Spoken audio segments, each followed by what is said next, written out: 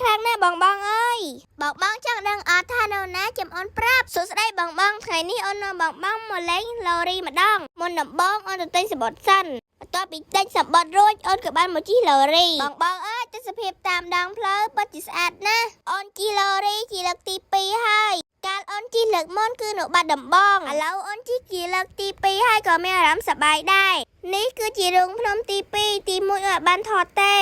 នៅក្នុងរូងភ្នំមានភ្លើងពិតជាស្អាតណាស់បងអើយពេលជិះមានអារម្មណ៍ថាសប្បាយហើយប្លែកណាស់ប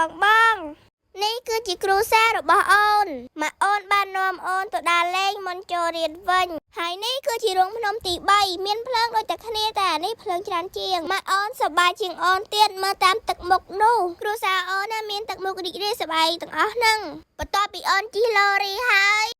អូននឹងមកអូនទៅថតរូបជាមួយនឹងផ្កាបងអើយបើបានឃើញផ្ទាល់ភ្នែកផ្កានឹងពិតជាស្អាតណាស់ក្រោយមកអូនក៏បានមកលេងសួនសត្វនៅជិតហ្នឹងមានសត្វចម្រុះទាំងអស់តែអូនបានថតតែប៉ុណ្្នឹងទេខ្លានឹងធំជាងអូនទៀតបងអរគុណបងដែលបានទស្សនាវីដេអូអូនពីដើមដល់ចប់បាយ